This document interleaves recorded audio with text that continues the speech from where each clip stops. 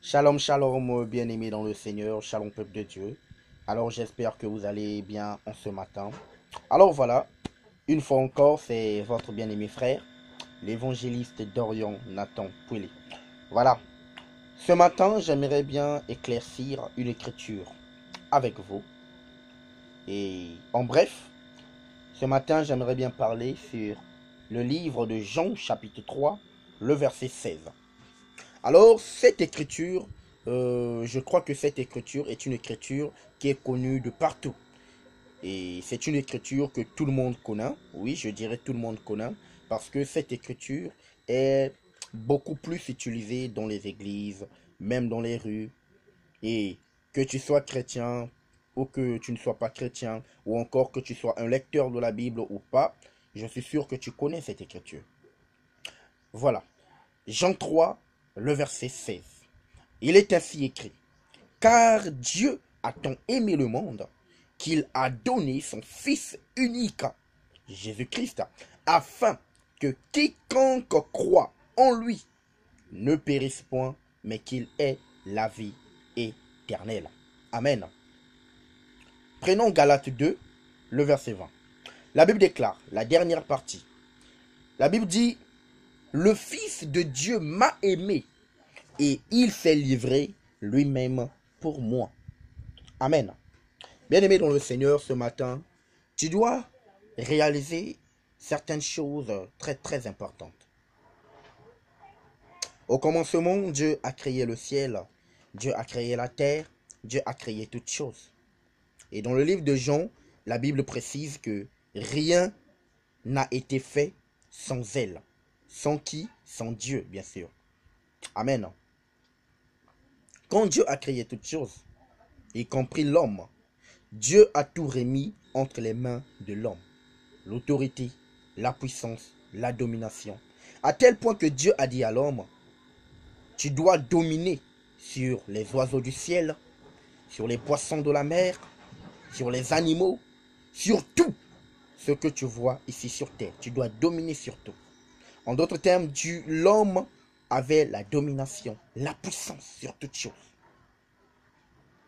Mais un jour, le serpent ancien qu'on appelle le diable, par sa ruse, il est venu, il a embrayé l'homme, et l'homme est entré dans le jeu du diable.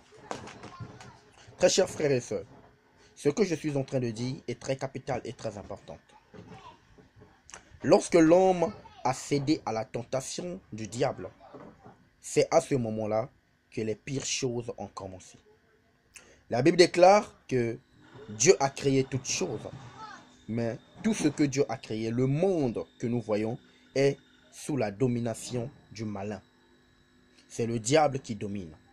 Mais alors qu'au commencement, c'était l'homme qui dominait sur tout. Mais lorsque le diable est venu avec sa ruse, le diable a soudoyé l'homme, le diable a embrayé l'homme, l'homme a cédé. Et la Bible déclare que lorsque l'homme a vu l'arbre qu'ils étaient censés ne pas toucher, l'homme embrayé par la ruse a dit, mais l'arbre est beau à voir. Et je pense que les fruits qui sont là, en tout cas, c'est bon à manger. L'homme était embrouillé. Il avait oublié la promesse, l'ordre que Dieu avait donné. Et lorsque l'homme est tombé, la domination qui était entre les mains de l'homme, le diable a ravi cette domination. D'où voilà pourquoi la Bible dit, le diable domine le monde. Amen. Mais qu'est-ce qui s'est passé? En fait, lorsque l'homme est tombé, l'homme avait maintenant qu'un seul héritage. Avait maintenant pour héritage l'enfer. Amen. Parce que l'homme vivait maintenant dans les ténèbres, dans le péché.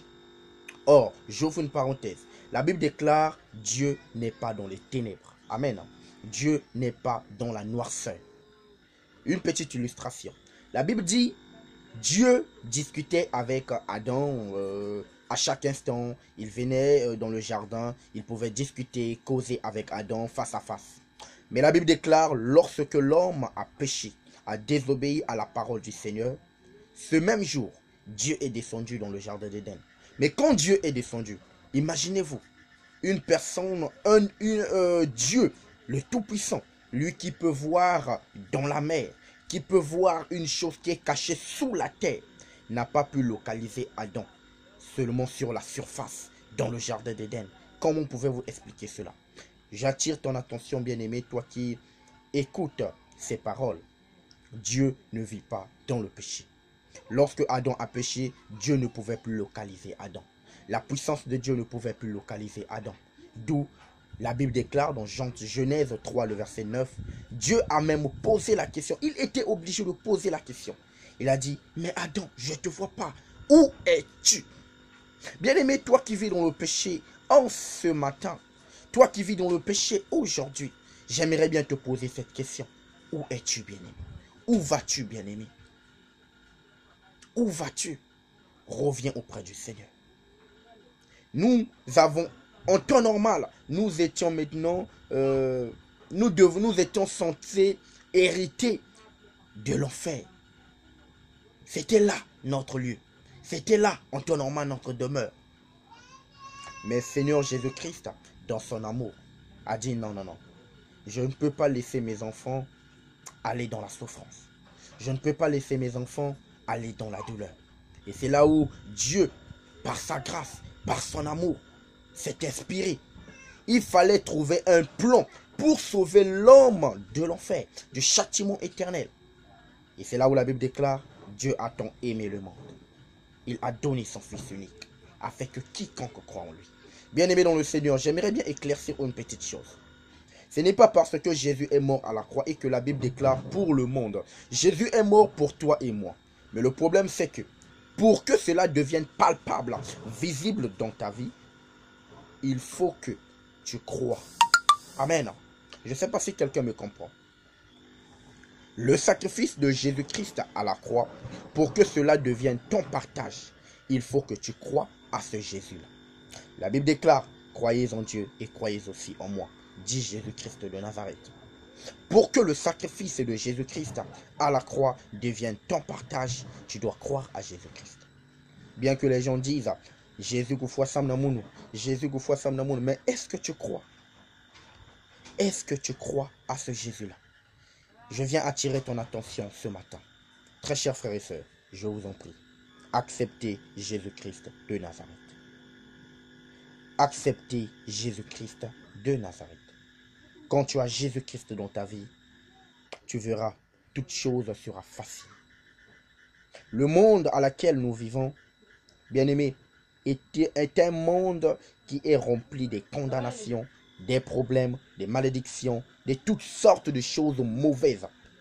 Tu vas certainement me poser la question, mais pourquoi? Pourquoi? Alors que c'est Dieu qui a créé. Oui, Dieu a créé, mais c'est le diable qui domine, bien-aimé. C'est le diable qui contrôle, mon frère. C'est le diable qui tient le monde sous sa main. Voilà le pourquoi lorsque le diable est venu tenter Jésus-Christ, il a dit à Jésus, si seulement tu te prosternes devant moi, je vais tout te donner. Je vais te donner les richesses et je vais te donner tout ce que tu vois là parce que ces choses m'ont été données.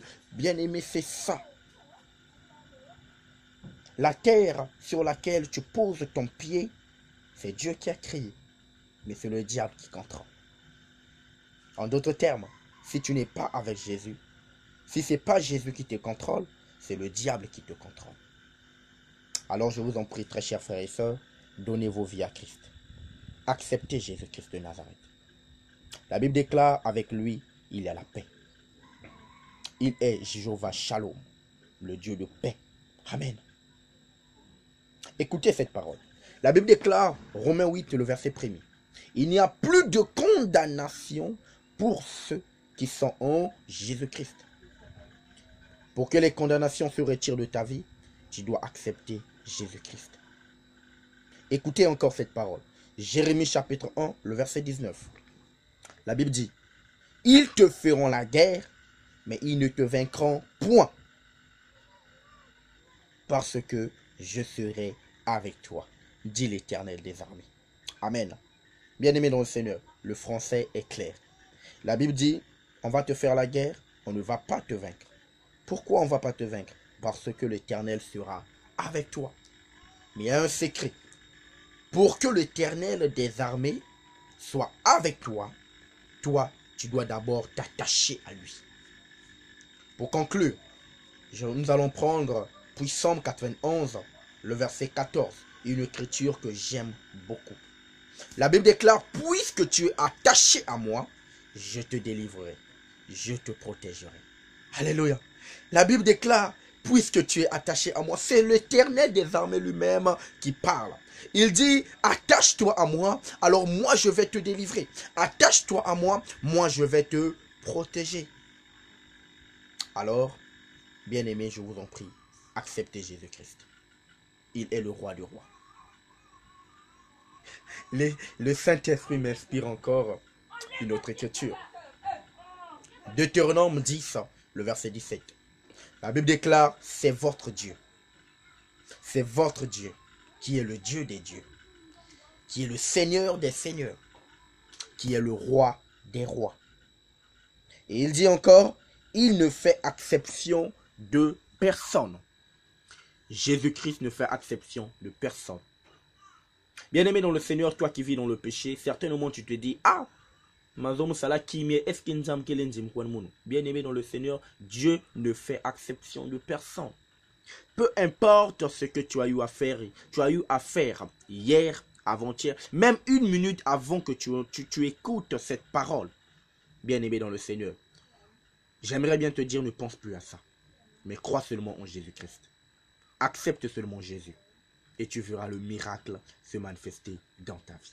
Que Dieu vous bénisse.